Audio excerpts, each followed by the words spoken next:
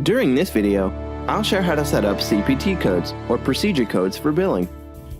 Procedure codes, as you know, provide uniformity and help simplify the healthcare claims process. Specific words and numbers refer to and describe specific medical procedures and services.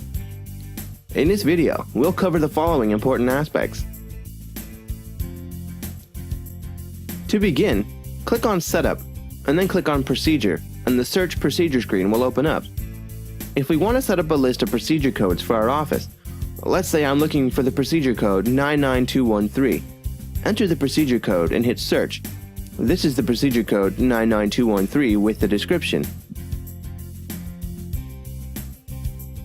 If you want to edit the procedure code, click on the Edit button and the Encounter Procedure screen will open. Practice Suite Procedure screen has some really important additional features that allow you to control how a procedure needs to be populated while doing billing. For example, in addition to the code and description, we have the ability to specify if we should default a modifier. Let's say whenever I bill a certain procedure code, 83036, I always want to default the modifier to be QW, showing this is a CLIA waived test. So I can fill in the modifier, which will get defaulted as soon as I fill up the charge. We can allow up to 4 modifiers to be defaulted. The next field is the Global Period field. The global period is defined for each surgical HCPCS code.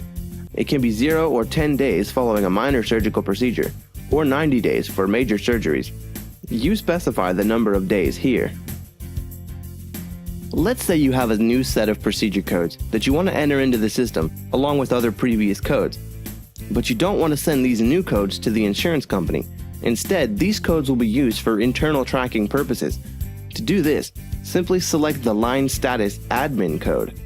Similarly, if you want to create a procedure code for an item that's being sold to a patient, such as vitamin supplements, you'll create this procedure and select Bill to PT or Bill to Patient from the drop-down menu to bill to the patient directly for this code.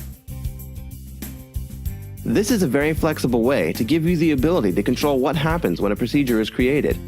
By default, if you don't select anything, the charge will automatically be billed to the case linked to the charge itself. You can also select the drop-down as Hold if you want to hold a particular procedure. In addition, select the checkbox if you want to default the ordering provider as the rendering provider, as some payers want ordering provider information on the claim for certain procedures. Click on the checkbox of Default CLIA number so that whenever the lab code is entered, the CLIA number should always get defaulted from the practice setup. Moving towards the right side, the group code and group order is utilized to create a macro.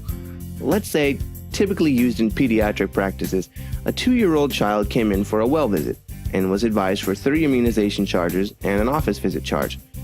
As soon as I identify a 2-year-old well visit, I'll give the group code, say, 2YWV for 2-year well visit. And I'll say this is my first procedure in that set of procedure codes.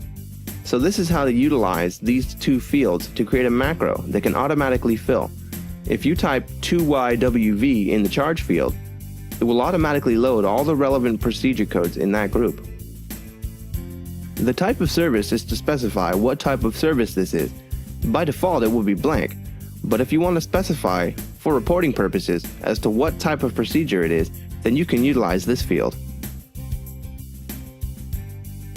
Next is the Line of Business field, which is a general classification of the business running in the facility. Let's say I'm a diagnostic imaging center, and I have an X-ray machine, sonography machine, MRI machines, and I want to know how each of these machines are doing in terms of monthly performance. Then I can create all different sets of procedures and assign a line of business, and we'll have a reporting capability where we can run a report by line of business. And we can understand that in this line of business, X procedures were performed in a given month, and this is the dollar value that you've collected. And once you've made all the changes, go ahead and save it. If you want to add any particular procedure codes, click on the Add icon and follow all these same steps. To look for any inactive procedures which were inactive in the past, you can pull them all up by selecting the checkbox. To summarize, we've just covered the following on how to set up a procedure code in the system.